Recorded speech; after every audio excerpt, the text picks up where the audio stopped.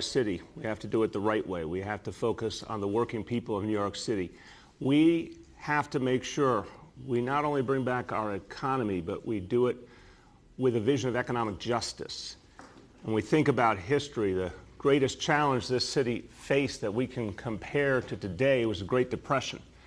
We learned during the Great Depression, because of a great New Yorker, Franklin Delano Roosevelt, that in a moment of crisis, you can focus on economic justice and create new approaches that reach people and uplift them. We're going to talk about that today. We do not want business as usual. We want a new and bolder approach as we come back. But before I get into that, I want to talk about our schools for just a moment. It's on the minds of millions of New Yorkers. I want to give you a quick update, and I want to start by saying I paid a visit yesterday to an amazing public school, Village Academy in Far Rockaway.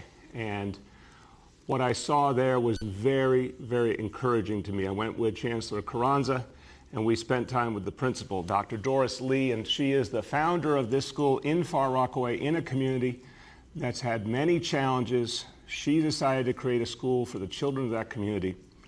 No matter what disadvantages they may have experienced in life, she believed that that public school could be the place that would be transcendent for them, that would allow them to reach their potential. And you could hear the warmth and the heart in what she does, her devotion to her kids. So we went through the building because we wanted to see all the preparations that were being made. And this is happening in public school buildings all over New York City. But what I heard was even more important, because it wasn't just about the physical preparations, the cleaning and the social distancing and the face coverings and the hand sanitizer.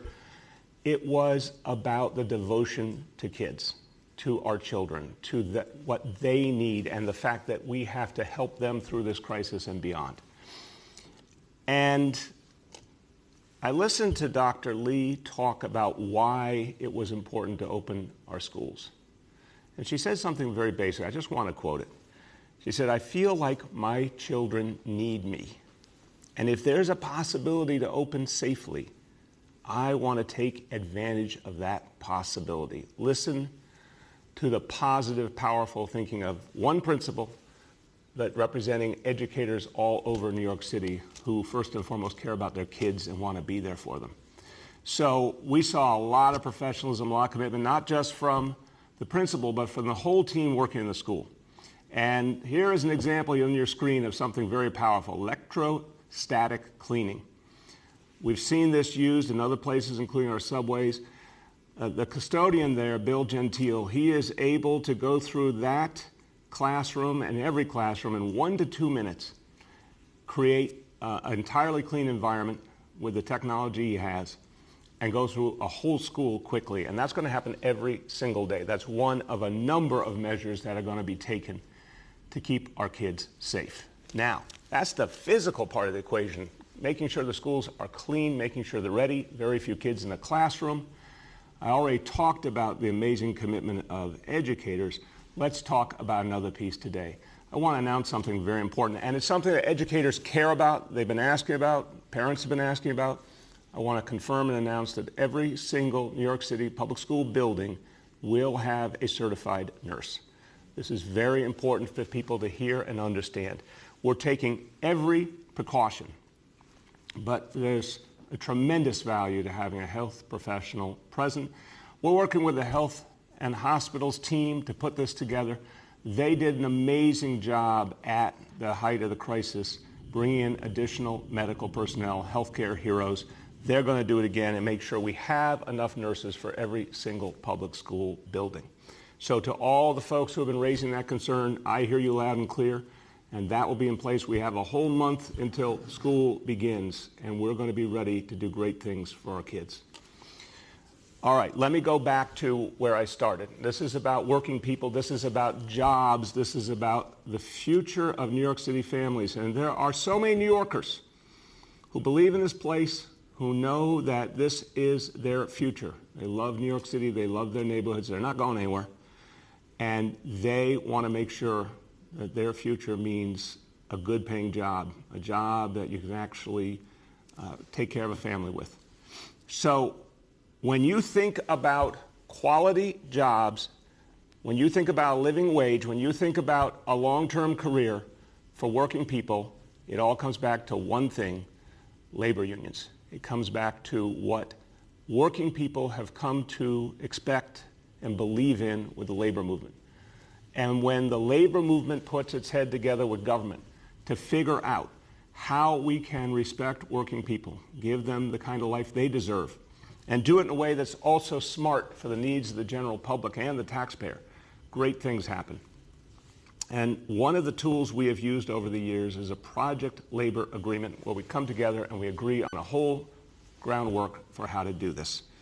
Now, today we're going to talk about a historic agreement with our construction unions, the building trades, because here is an area where a huge amount of spending is going to happen, because there's a lot that needs to be done in New York City. There's a lot that we're going to do to keep building back this city. So a lot of money will be out there to do that good work.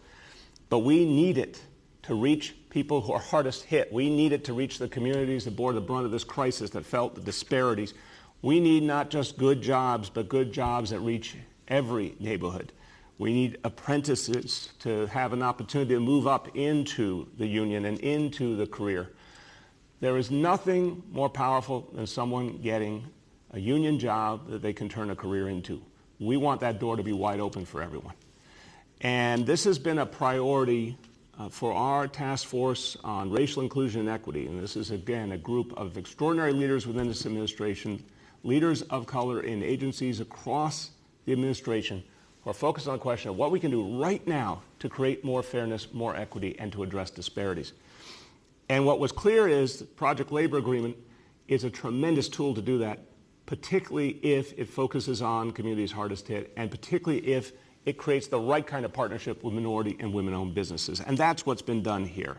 And you're going to hear from a great labor leader in a moment. I just want to say to everyone who's a part of this process, on the labor side, on the government side, everyone shared a common vision that, yeah, we've got to be inclusive. We've got to create more and more opportunity in communities of color, and find a way to open the door for those minority and women-owned businesses that we believe in, because they hire community people. They hire people from the neighborhood. They give people opportunity who wouldn't have had it otherwise. So in this plan will be a lot more investment in communities of color and a lot more opportunity for people who live in neighborhoods hardest hit by the coronavirus. To make this work, we are always committed to bringing more and more minority and women-owned businesses into these opportunities. And to do that, they have to be certified. It's a very, very important piece of this puzzle is to get opportunities through these government contracts. You have to be certified. In the past, very few businesses were in New York City. Well, today I have a milestone to report. 10,000 minority and women-owned businesses now have been certified by the City of New York. That is a 173% increase since the start of this administration. And what it means is, for all those businesses, now the doors of opportunity opening up, contracts can start to flow, they start to hire. You know what also happens? When someone gets hired into one of those businesses, they learn how to do that work, they start their own businesses. So it becomes a very virtuous circle. We have already in this administration awarded $16 billion to minority and women-owned businesses. We have a goal of $25 billion by the year 2025. That was our original 10-year goal, $25 billion. We're more than halfway there and speeding up. So this is direct redistribution to communities that need it the most.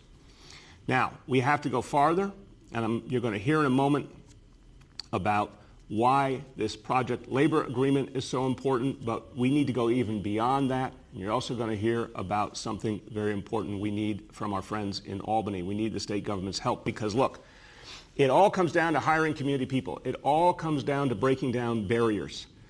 And the law actually hasn't been on our side. The law actually has made it harder to hire people from the communities that often have been least advantaged. We want the legal right, when we're spending government money, to make sure that people who have gotten the short end of the stick get the opportunity to be hired and benefit from those jobs. We need the law changed in Albany to allow us to do it. Community hiring, it's all about community hiring. We need to be able to mandate that people in a neighborhood get hired for the work the government is paying for. So a community hiring bill is going to be introduced in the state legislature. And it will require that businesses that get city government support must hire from communities of color, must hire from communities that have been disadvantaged. Again, this is direct redistribution, making sure money gets in the hands of folks who have done so much of the work, created so much of the wealth, but rarely benefited from it. We need to pass this community hiring bill in Albany. If we're serious about addressing disparities, if we're serious about learning the lesson of the coronavirus crisis, we need to pass this bill so we can move forward. All right, now I'm going to turn to two folks who really should be very proud of the announcements we're making today. They put a lot of time and energy into it. First, co-chair of our task force on racial inclusion and equity, and someone who believes fundamentally that government can be a force for equity and fairness, Deputy Mayor Phil Thompson. Thank you, Mr. Mayor. I just first want to reiterate something the mayor said, that our Community Hiring NYC program has two pieces. The first piece is the project labor agreement, but the second piece is this legislation in Albany, which I'll come back to in a minute, that will enable us to require contractors to follow the same guidelines that the building trades have agreed to here, but also it would extend this same program to businesses beyond construction. Community hire has long been a demand from communities of color in New York City. In the 1960s, Malcolm X and Reverend Milton Galamison, Reverend Galamison led the school integration efforts in the 1960s. Malcolm X and Reverend Galamison disagreed on many things, but one thing they agreed on was community hire, and they worked in Brooklyn in the 1960s to try and make that happen. In the 1970s, Asian Americans for Equality was actually formed around the demand for community hire in the construction of Confucius Plaza. Harlem Fight Back, led by Jim Houghton, was formed around that same time, and there were a bunch of organizations around the city trying to get community folks hired on the job, and I had the privilege of working with both of those organizations right out of college as a very young person. Public housing residents organized around this issue in the 1990s, and actually they developed a program with the building trades that lasts to this day, I believe, training people from NYCHA to go into the building trades. So this has long been a need and a demand from communities of color, and it was no surprise that community hiring was the #1 recommendation by the Workforce Committee of the Task Force on Racial Inclusion and Equity. And today we celebrate a big victory thanks to the help of the task force and, of course, the mayor's leadership, which is project labor agreements. The agreements standardize work and hiring rules for contractors working on certain government construction projects, leading to critical cost savings for the city on those PLA projects. They will also now enable the city to use design build, which is a project delivery method that streamlines construction projects, leading to greater speed and reduced costs in city construction. But the project labor agreements do something else that's very important. They prioritize the referral of workers from zip codes where at least 15% of the population lives below the federal poverty line and or are NYCHA residents. They also now allow us to establish a goal where at least 30% of all hours worked under the PLA projects are logged by workers from these high poverty zip codes. Many of these communities were also among those hardest hit by the COVID crisis, and these are communities that needed good job opportunities before the crisis. The PLAs will bring as many as 26,000 good construction jobs to high poverty communities throughout New York City over the next 4 years and more jobs after that.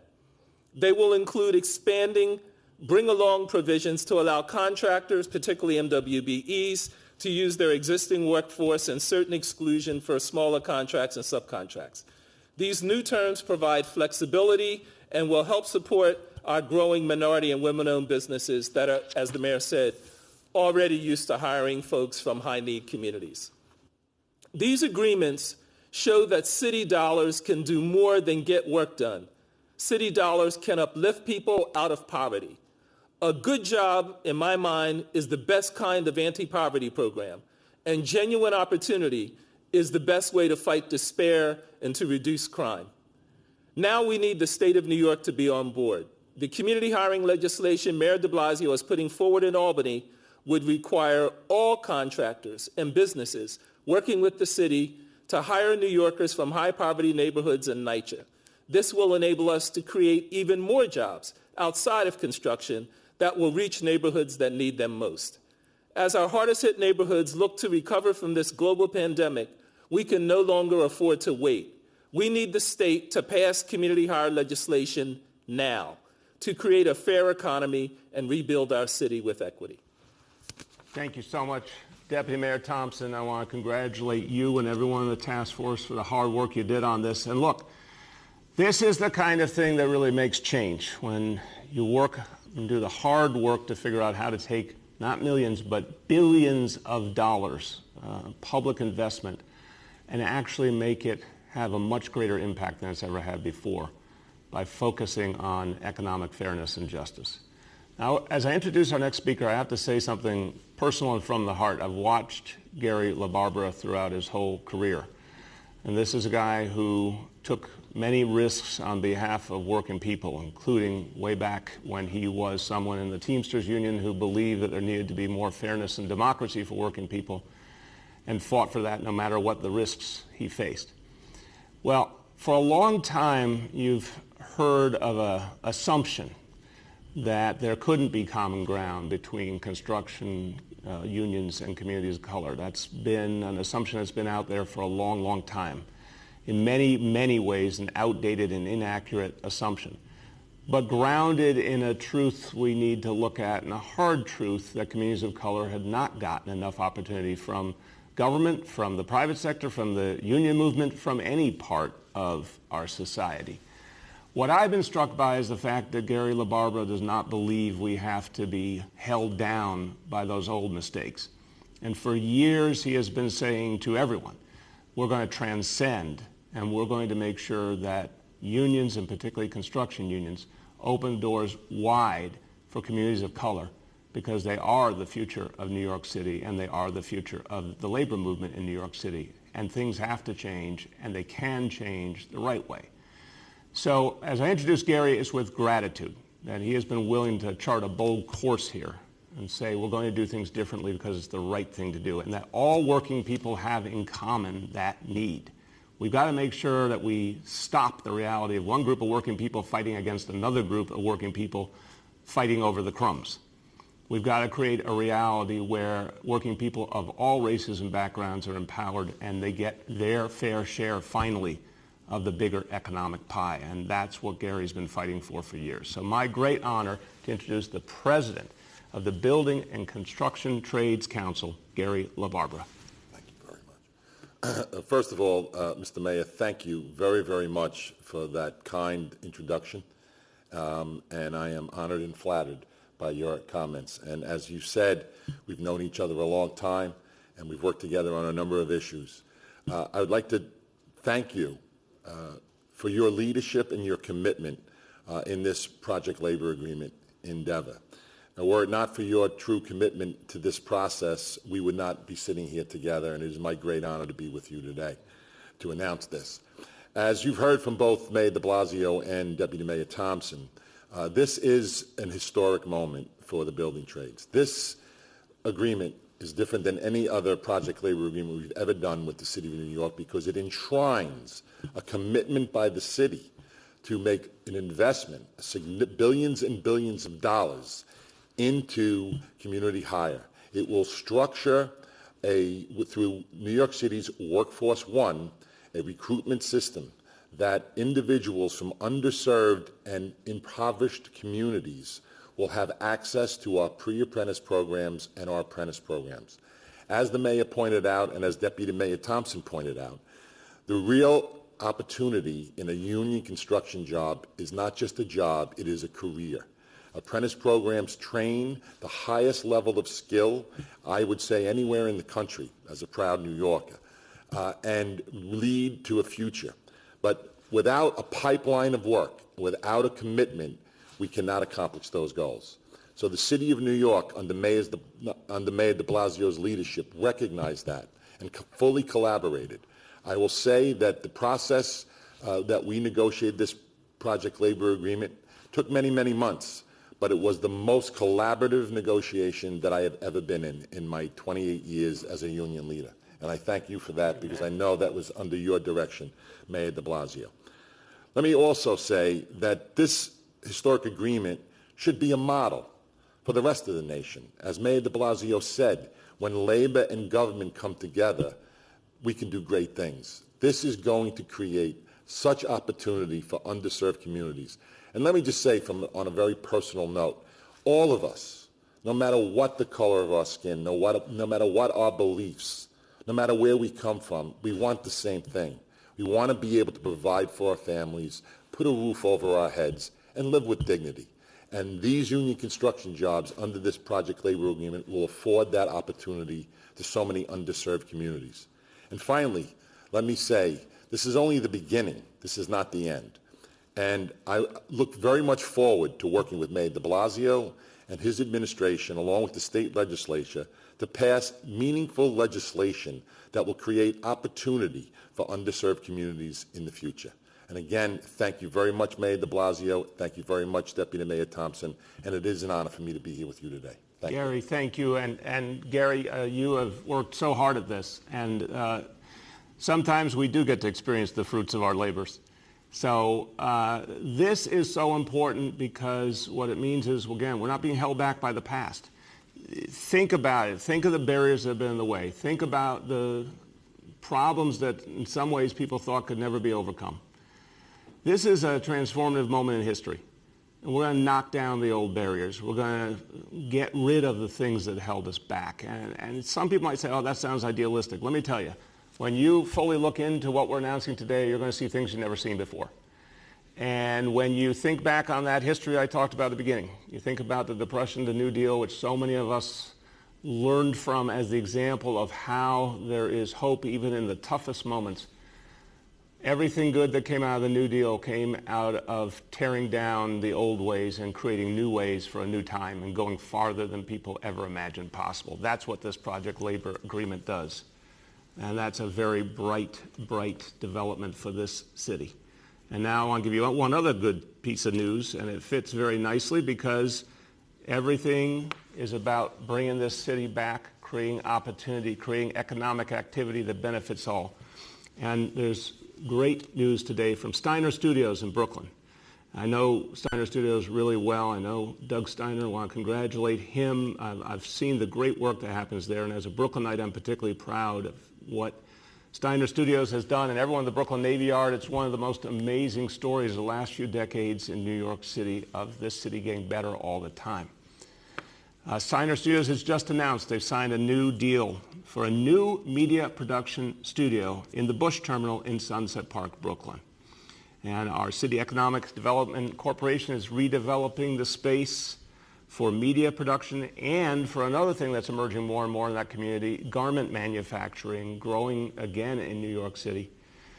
It's a dual effort with the theme Made in New York. So this Made in New York campus is going to create, in the process of it being built, 1,800 construction jobs, 2,200 full-time permanent jobs, and it will continue to strengthen New York City's hand, not only in our historic garment industry and fashion industry, but in the film and TV industry, which has been extraordinary in recent years in New York City, and as we speak is starting to come back strong. So congratulations to everyone at Steiner Studios. This is a big step forward for this city.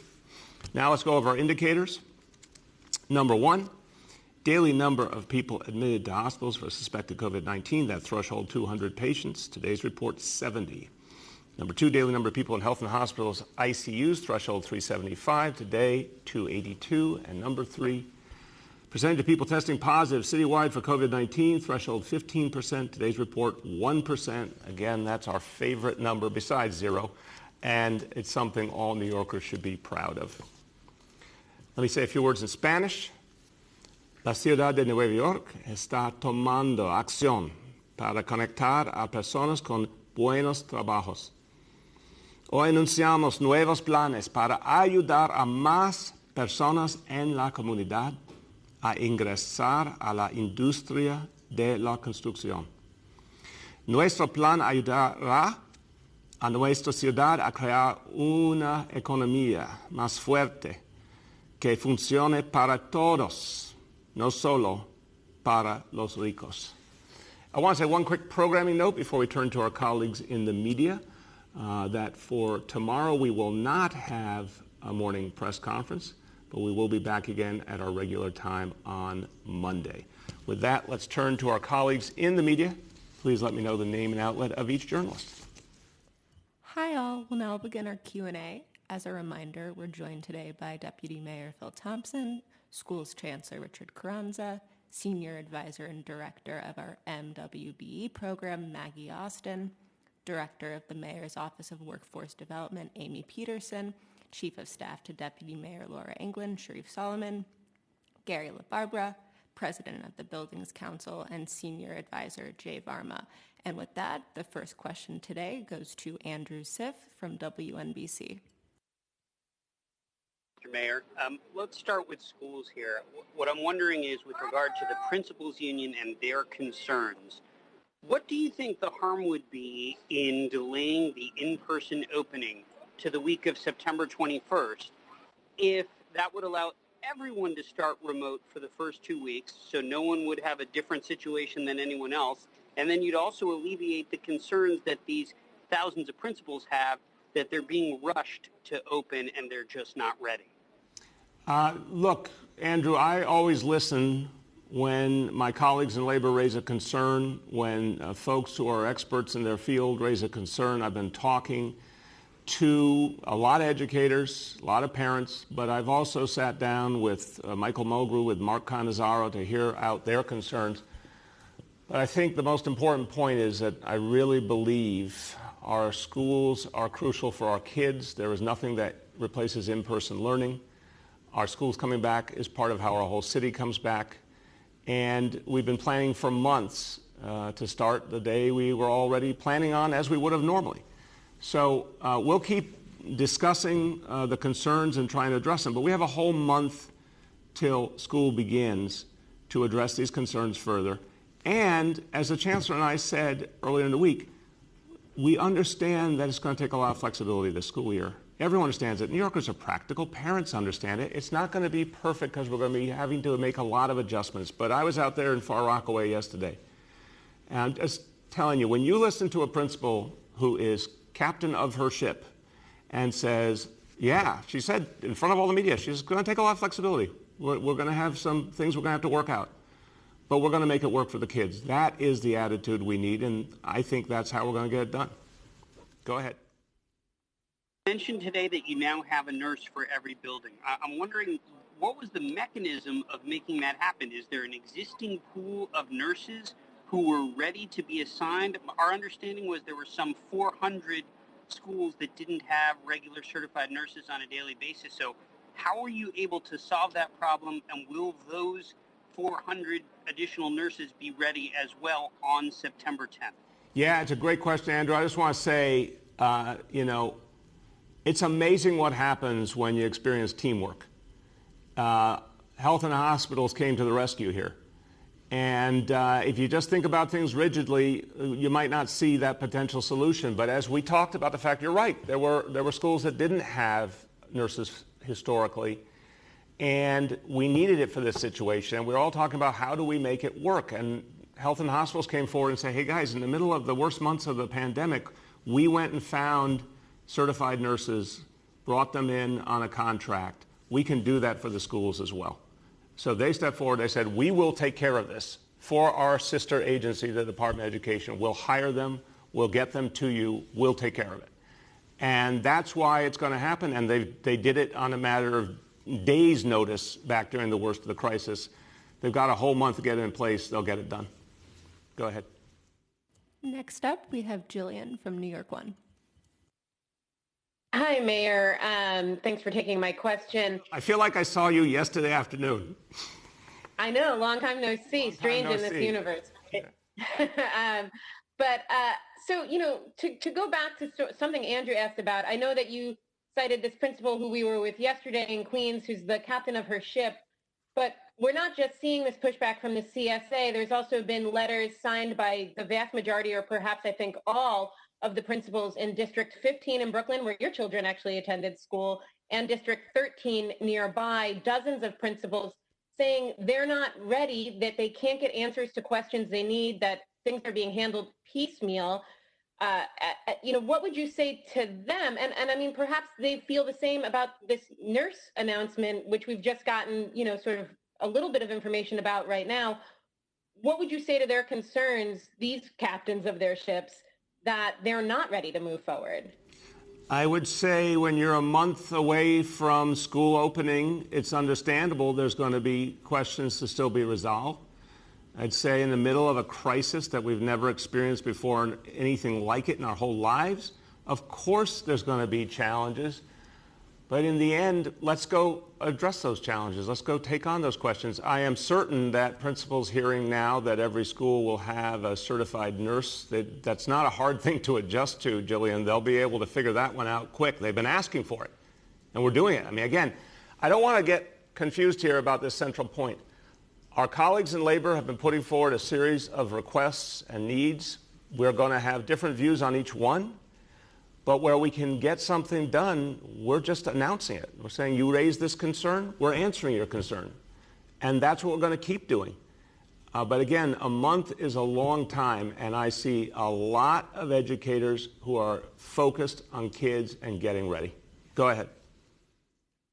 And then, on the issue of the nurses, did I hear you say to Andrew that these will be contract nurses hired by H&H? And if so, do you have any concerns about how you'll be able to hire all of them? I know there were some vacancy issues as recently as March. Obviously, we're out of the most dire times of the pandemic. But how many do you need to hire? And do you intend to hire this way? And are they contract workers? Yeah, I don't have a question about this one. They hired thousands and thousands of nurses at the height of the pandemic in April. And we're talking about hundreds needed here. And again, we're a month out. So no question in my mind. They'll have them. We'll have them for the whole school year. I mean, obviously, the goal here is to get to a vaccine, get everyone vaccinated, and go back to normal. But the plan, of course, is to be ready to handle the whole school year. So H&H has done it before under much tougher conditions. They're absolutely confident that they can get that number of nurses in place and have them when we need them. Next up, we have Derek from WABC. Hi, Mr. Mayor. Good morning. Just piggybacking on the discussion about schools, I will tell you, obviously, we have the Principal Lee yesterday who, had said what she had to say. But I've heard from some administrators and some teachers who, frankly, are not on camera, not in front of the mayor, who have a different perspective, and they say they feel like they're not prepared. And one teacher actually said that he says the custodians at his school are ill-informed. They don't know what's going on. So, obviously you say we have a month out. What kind of conversations have been going on with custodial staff about their responsibilities, keeping these schools clean every day? Yeah, so it's a great question. And the custodial staff, and you saw a great example yesterday, custodial staff are doing this work right now. They have been for a while now to get the schools ready. We're going to show you more and more examples of the hardworking folks who are changing the air filters, cleaning the rooms, opening up windows that previously weren't openable. There's so much work happening right now. And again, the important thing to recognize is I honor and respect the labor movement, and I honor and respect any time the labor movement is standing up for their members and raising concerns. I also know that our kids need to be in school. Our parents are very, very concerned that our kids have already lost a lot of their education, that they've gone through a lot of trauma. We've got to get them back into school buildings where they can get so much more support. I don't know a single educator who disagrees with the fact that in-person learning is much more powerful and effective than anything can be done remotely. So we've just got to do this for our kids. Our parents have spoken. The vast majority of them want their kids back in school. I like a can-do attitude. I like an attitude that says we're going to find a way. Our healthcare heroes in March and April found a way. Our first responders found a way through the worst of the crisis. Our educators are going to find a way. We have to support them. We have to give them answers. If custodial staff need more guidance and answers, we're going to have to do that. We will do that. But again, a month is a long time, and we've made a lot of progress already, and we're going to make a lot more in the next month. Go ahead. Question: are water fountains being disabled? It's a great question, and the Chancellor will speak to that. I just want to emphasize as I turn to the Chancellor, everything is being looked at anew. So at the school in the Rockaways, again, you have one side of the hallway, you're supposed to go one direction, another direction. You had a classroom. I've never seen anything like it in my life, a classroom with 10 desks in it, because only 10 kids were going to be in a classroom. Kids are going to have lunch at their desks, not going to a cafeteria anymore for the duration of this crisis. The electrostatic cleaning, I've never seen that in a school before. There's a lot that's going to happen we've never seen before. So where we have to put new things in place, like hand sanitizer in every room, we're going to do that. Where something has to change, we're going to change it. So to the water fountains, go ahead, Chancellor. Thank you, Mr. Mayor. So all of the facilities and all of the things associated with facilities, including the water fountains, including the hand washing basins, are all being reviewed, and it's a school-by-school analysis because some schools have newer models. For example, where you have the hydro refills, where you can fill up your container with water that doesn't touch anything, those are okay. They'll still be disinfected on a regular basis. There may be other water fountains that are much more of the traditional ones that you and I had when we were in school, where you turn the faucet and take a drink. Those may come offline as well. Then instead, there'll be other types of water stations that we'll put in. So again, there's a school-by-school analysis that's being done, and then we're making decisions based on what the medical experts are telling us is best practice for this kind of a situation. Go ahead. Next up, we have Rich Lamb from WCBS Radio. Hey, Rich. Hi there, all on the call. How are you? How you doing, man? So I have sort of a follow-up question to what I asked yesterday in regard to the numbers of teachers who are actually going to be available for in-person teaching.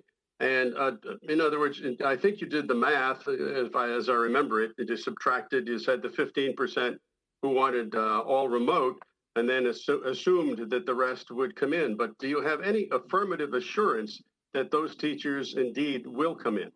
So let me, what you said was a little bit off. Let me clarify, Rich, and the Chancellor jump in if he wants to add.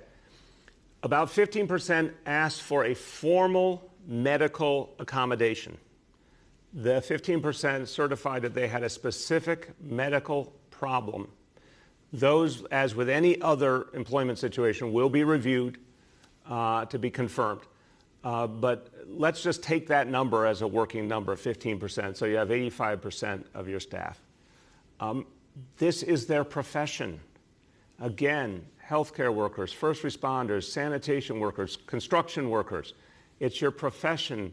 It's what you do. You want to make sure that safety precautions are being taken. Absolutely. And I've listed to you just in the last minutes 10 or 12 major safety precautions that have been taken that we didn't have last school year that we have now. But this is what people do for a living. This is what they get paid to do. And more importantly, this is what they do because they're devoted to kids. So unless folks have a medical accommodation, their job is to come in and serve our kids. And I'm convinced that's what they're going to do because that's what they've done their whole lives. Chancellor, you want to add anything? I would only add, Mr. Mayor, that even for those teachers and administrators that do have a medical accommodation, they will still be serving students. They'll be doing it from a remote location, but they still will be engaging in supporting students in instruction 5 days a week. Go ahead, Rich. Okay, so just one other question. With all of the questions and doubts and difficulties that have been raised, how do you rate the chances of actually opening the schools on September 10th? Yeah, there's a funny thing, Rich. Sometimes people think that if you raise enough questions and doubts, folks will run away and hide. That's not what I do. That's not what New Yorkers do. We just don't surrender. Think about the option here. We're in a city that has the lowest infection rate in America. We've got a huge majority of our parents begging us to give kids help and support again. We've got kids who desperately want to get back to school and want to start learning again. We have all the tools we need to create an extraordinarily better and safer environment. Now, we could say we have all that stuff, but let's take the easy way out and just shut everything down. I'm not going to do that because people raise doubts. I'm going to listen respectfully to concerns and figure out how to address those concerns one by one. But if people say, look, it's not perfect, therefore we don't want to participate, that's not New York. New Yorkers do not need perfection. New Yorkers are pragmatic. New Yorkers are tough. Also, every other profession has kept going through this fight. And I know educators are devoted to our kids. So we're going to move forward. If at any point to another part of what I could bring out of your question, Rich, if I don't think it's safe, if the chancellor doesn't think it's safe, if our health leadership doesn't think it's safe, we'll be the ones to shut it down. And that's why we set the 3% goal. We said if it goes above 3% infection rate for 7 days, we're shutting things down. It's a very rigorous standard. Now, so far, New York City has not come near that standard, thank God. But no, I want to be really clear. I'm going to be vigilant, and all the other leaders of this team are going to be vigilant. But if we think, from everything we can see, that we can do this safely, we owe it to our kids and families to do it. Go ahead. Next up, we have Marcia Kramer from CBS. Good morning, Mr. Mayor. I need to ask you again about the schools because although you talked about nurses and you talked about the cleaning, the unions raised an awful lot of questions in their letter to you yesterday, not only about ventilation systems and PPEs and signage and sanitation, but also support for communities if they have a higher positivity rate than the city standard, the hot zip codes. Will you have sufficient staff for both in-person and remote teaching? Do you have sufficient bandwidth to support remote instruction? And what about special guidance for students with special needs? There are dozens of questions that they say they haven't had answered. What do you say to them? They're scared, they're worried, and they have real questions. Yeah, so let me separate scared and worried from have real questions. They definitely have real questions. And again, I've spoken at length with Michael Mulgrew and Mark Cannizzaro about their real questions. I think a lot of what they're raising are things we can address, and we want to address them together. Now, all the rhetoric, all the noise notwithstanding, and the Chancellor will talk about this in a moment, every single day, the Chancellor, the First Deputy Mayor Dean Foulahan, and members of the team have been talking to those two unions every day on the specifics of the plans, troubleshooting problems, addressing concerns, and we're going to do that for the next month. And by the way, whenever the school year starts, it's not like in the past magically everything was perfect. You keep working on it from opening day forward to keep making things better. We're in the middle of a pandemic. It's not business as usual. Things are not going to be perfect, but we can get it right. So for people who have fear, I understand fear. We've been through a lot. I understand the trauma that a lot of people have been through. But the fact that there's a lot of outstanding questions doesn't scare me. We're going to deal with the questions, and we're going to keep making progress every day. Chancellor, I think it'd be helpful if you could just give a flavor of how frequently the conversations occur between your team and the labor unions who represent the educators. Thank you, sir. So I think that there are questions that are being publicly asked is just a sign of how transparently we are working in good faith with our labor unions. I know that I speak to the leaders of the labor unions daily, mostly daily. I know that members of my senior team are daily, hourly in communication with other officials in our labor unions as well. So again, as issues arise, we put them on the table, we talk through those issues, and some of these issues are very weighty issues. So for example, when you have a blended learning scenario, and you have teachers that are teaching in person, then who's teaching the students that are in remote learning? And if you have a group of students that are in blended learning, they're in-person learning for 2-3 days out of the week, then what happens to those other 2 or 3 days that they're in remote learning mode? Who's teaching them? Those are contractual issues. Those are work issues. So there's a lot of thorny issues. But the one thing that I can say that we are absolutely on the same page about is making sure that the health and safety protocols that we've put in place are agreed to, that we're comfortable with. We're always going to be looking to do more because health and safety is of paramount concern to all of us. So we continue to iterate on those questions. And as our union partners speaking with their members bring up other issues, they bring them to the table and then we have the conversation about it. I can say also that, I understand, I've been a teacher, I've been a principal. As a principal, the weight I felt of responsibility for my communities was vast, not unlike the weight I feel as a chancellor right now in charge of this entire system. So I get it, and I understand why you want definitive answers. But just think about all of the moving pieces associated with the beginning of this school year and how different that is. But I also want to give tremendous credit to New Yorkers, because if it wasn't for the work that New Yorkers have done, not politicizing the wearing of face masks, staying indoors when we had to stay indoors, washing our hands, social distancing, if we as New Yorkers hadn't done that, we would be like every one of the other 9 largest school systems in America that cannot even consider in-person learning because their positive rate of community spread is so high. We are unique amongst the 10 largest school systems in America because our rate is so low. Just today, 1% again. That is something that gives us the opportunity for many of our children who need the in-person instruction from their caring teachers. It gives us the opportunity to actually do that. So again, we're going to continue to be very transparent and honest as we work with our partner. In fact, in 2 hours, we're meeting again with our partners, working through a whole list of issues. We're going to continue to do that because the children of New York City deserve that opportunity. Go ahead, Marcia. Mr. Mayor, my question is this. What are you going to do if teachers and principals decide that their questions haven't been answered and they decide not to show up? Marcia, this is a professional reality. I think you're not necessarily understanding their professionalism by asking that question. People have a job to do. If they don't have a medical accommodation, their job is to be there for their kids, and they understand that. So people are going to complain, and that's not saying that derogatorily. People are going to raise concerns. They're going to raise fears. That's all normal. And again, absolutely, we saw this in every other field. We've had real concerns, real issues raised by healthcare workers, by first responders, you name it. But New Yorkers show up. So there's not a question in my mind. People are going to show up because it's the right thing to do for our kids.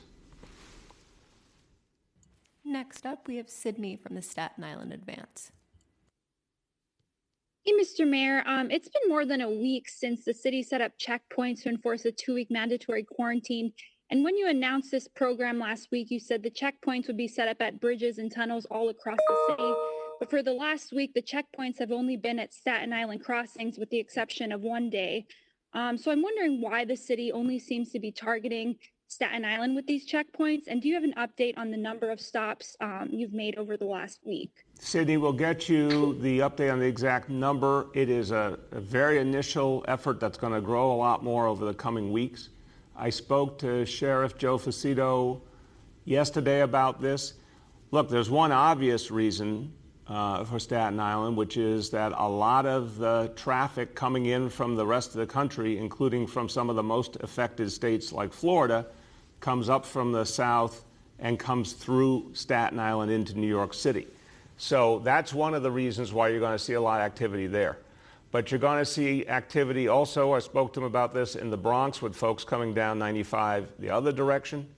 You're going to see activity around the tunnels into Manhattan from New Jersey. So you've got a lot of different pieces that are starting to grow. We'll get you the numbers, but what's most important to recognize is that these checkpoints, you'll start to see them more and more, and they're going to keep rotating around.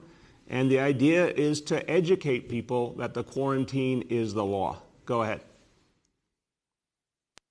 Yes, the second question on schools for you and Chancellor Carranza. So the city can reopen schools if the infection rate stays below 3%, but I'm wondering what happens if the infection rate, say on one borough is at 3% or higher, will schools on that particular borough not be able to open or be forced to close down? Sydney, look, it's a very fair question to say, what if we have major variations geographically? We have not been seeing that. I don't, besides the Chancellor, Dr. Varma might want to weigh in. I think I'm on firm ground saying now we have a lot of experience with the coronavirus, and we have not seen those kind of big, consistent variations on the scale of a whole borough at all. We're going to be very cautious here. If something starts to go in the wrong direction, we're going to be talking about it very publicly, because part of what we'd want to do, Sydney, is tell people to take additional actions to stop any growing rate of infection. So, of course, to your question, we would look at different scenarios, but I don't think that's what we're going to deal with. I think it's either going to be pretty much the city as a whole is doing well, or God forbid we're going in the wrong direction. I believe that will be more widespread. So let me just see, Dr. Varma, why don't you speak first, and then if the Chancellor wants to add. Great. Thank you very much for the question. No, I do think this is a really challenging issue, and we've spent an enormous amount of time thinking about this. I think the challenge with the advantage of using a sort of geographic restriction would be that, yes, you could tailor your response to only the people in that community. The dilemma, of course, is that we have a city in which the teachers, the staff, and the students often don't come from a narrowly defined zip code. Certainly in some situations they do, but in many they don't. So we have to recognize that we have a very fluid environment where people are coming in from lots of different places. So we define, obviously that applies to New York City within New York State as well. So our policy decision to date has been to really focus on strengthening our measures for first for prevention, but also for detection and response in every single school, and use the school as kind of the unit of reference. And that's what you saw with the guidelines that were released before about how we would handle an individual school in one classroom, cases in multiple classrooms. So again, thinking of the students and I'm thinking of the school as the unit in which we're going to plan and investigate. Okay. Richard, do you want to add? Nothing to add, sir. Okay, go ahead. Next up, we have Aaron Durkin from Politico. Hi, Mr. Mayor. One more on schools, and then I'll go to a different topic for my second.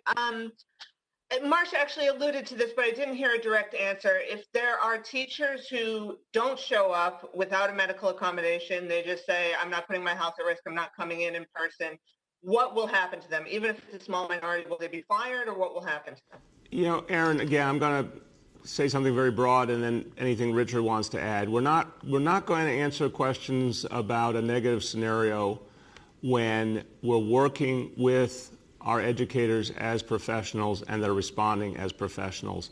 Right now, all over New York City, principals are getting ready, assistant principals, teachers, everyone's getting ready to do their job. You can have deep concerns, you can raise tough questions, but people are still getting ready to do their job. So I'm not going to get into a hypothetical that I just don't buy into. I believe that the educators are devoted to their mission. You want to add, Richard? Nothing more to add, sir. Okay, go ahead, Aaron. Okay, and then my second question is about the citywide layoffs. With regards to the NYPD, we've reported that the NYPD has not been directed to do layoffs, even though, yes, they will have to cut costs in other ways. Is that accurate? Is it true that the NYPD will not specifically be doing layoffs, and if so, why? No, that's not accurate. Every single agency, God forbid this happens, I'm going to start at the beginning. The folks in Washington have failed us by not passing a stimulus. I'm going to hope and pray they get their act together and come back and do that. That would be the best solution. The next stop is Albany. And I know we're going to go united with so many of our brothers and sisters in the labor movement to say New York City must have the borrowing authority to avoid these layoffs of working people who serve all of us. Hopefully Albany hears that, joins with us, we get the borrowing authority we need and deserve, and that stops the layoffs right there. If that doesn't work, we then are going to continue to work with our municipal labor colleagues to look for savings that would avert layoffs another way. So we're going to do all of these things, Aaron. But say nothing else worked on October 1st, there's going to be layoffs on a huge level. Again, the projected number is 22,000, which is painful and astounding. Every agency will have to come up with savings. Now, look, savings can take more forms than just layoffs. That is a true statement. But to get to the kinds of savings we're talking about here, layoffs, unfortunately, have to be part of the package in some form or another. But my sincere hope, while we're planning for this very painful eventuality, and it's just about 6-7 weeks away, my sincere hope is that we can find a way to avert it. For our last question, we'll take Rima from Chalkbeat.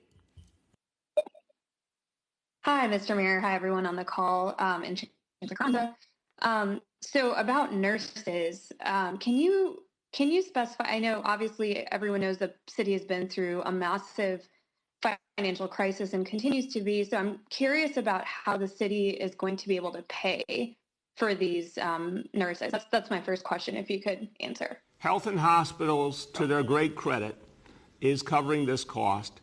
Health and hospitals, I want to give Dr. Mitch Katz a lot of credit. He's an extraordinary leader and manager. He's found a lot of ways to make health and hospitals more effective and modern. He's found lots of ways to save money. So this is something he is doing for the New York City public school system out of his budget.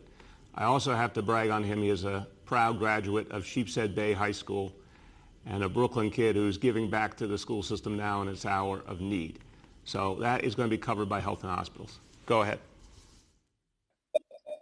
Okay, my second question is, we know obviously that this year, and this might be more for the chancellor, we know that this year is going to be really different.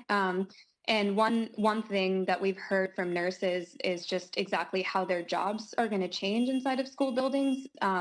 If you could just elaborate a little bit about that, like, will they be the ones staffing the isolation room, and what's their day-to-day going to look like? To Chancellor Carranza, and if Dr. Varma wants to join in at all, just want to offer it to both of you.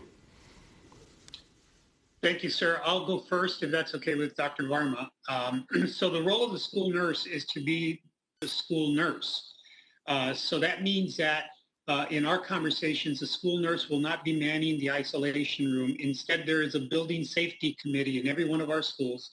That building safety committee will be empowered to make the decisions, because it has multiple stakeholders, around what is a rotation. It'll probably be something where there'll be a number of individuals that would man an isolation room if the need arises. Now, let me be clear about what manning an isolation room means. That means that if a child or an adult is experiencing any symptoms of being sick, they would obviously, with the appropriate PPE, be put into a room where they would wait for somebody to pick them up or take them home. That means that the person doesn't have to be a medical professional. They're not administering any medical interventions. They're simply waiting with that individual until somebody picks them up. So they would obviously have the appropriate PPE, and then also they don't have to be in the room. They could stand at the doorway. Again, it's just to make sure that there's supervision and that somebody's attended to the child in that room. So the building safety committees will be authorized to identify who's going to rotate. We all know how schools work. We don't want one person just doing that. But it'll be different kinds of shifts, if you will. The nurses will be obviously the medical expert on the campus. And we also have situations in New York City schools where we have partnerships with community-based organizations, health organizations. So some of our schools have a rotation of nurses and doctors that actually work through their community schools model as well. They will be utilized as well. So while the top line right now is that every school will have a nurse in their building, there are, in fact, some schools that will have multiple medical professionals in their building as well. And I don't want that to get lost as well. I don't know if Dr. Varma would like to add anything. No, nothing else for me. I think you summarized it well. Great. Thank you so much. Well, look, let me offer this last thought as we close out today. I want to get back to what we talked about earlier, which is the question of addressing so much of what this crisis dredged up. Coronavirus crisis has spoken to us in so many ways, so many painful, tragic ways. Every family in New York City has been affected in one way or another. I believe that is a literal, true statement. Every single family in some form or another has been touched and pained by this crisis. But in the middle of all this came a recognition of the deep disparities and the unfairness that pervades our society. Came when we announced the reality of what we were seeing in terms of who was being lost and which communities were hardest hit. It came even more in the aftermath of the killing of George Floyd. There's been so many revelations throughout this city and this country in the course of this crisis. None of us asked for the coronavirus, but it is also creating a transformative moment. And so I close with this point, and it's really pertinent to the announcement today about the Project Labor Agreement, about the efforts to help minority and women-owned business, about the efforts to get people the benefit of a union job, particularly in neighborhoods of color that haven't had enough of those jobs. This is about actually creating equality where it has never existed. So, you know, one thing you hear in the discourse in this country is the idea of level playing field. Let's level the playing field. Let's create that kind of fairness. It's never existed. And I want it to be clear that when you're trying to do something that has never existed before, it won't be easy, but it must be done to live up to our values and the compassion we feel for our fellow New Yorker. So I actually believe there will be a day when the playing field can be level. I believe that that notion is not just something you say and forget about. I believe it's our job to create a level playing field. I'll tell you, early on in this administration, when we created pre-K for all, the idea became clear that we were actually doing something that had never been done before, that every child, no matter what their background, no matter how much money their family had in their bank account, every child would get the same start at the same starting line. Every child will get a chance to fulfill their God-given potential. That never existed before. Well, not everyone has had a chance to get the job they deserve, often because of the color of their skin. But what we're announcing today is a profound step in that direction. The legislation we are seeking in Albany to use the money and the power of government to actually give jobs to people who have been excluded, to turn the tables, to actually carve up the pie in a way that's fair. That's never been done before. But if ever there was a moment in history to change our laws and change our ways, it is now. So to everyone who has worked hard to get us to the announcements today, again, I thank you because it will show all New Yorkers that change is possible. Thank you.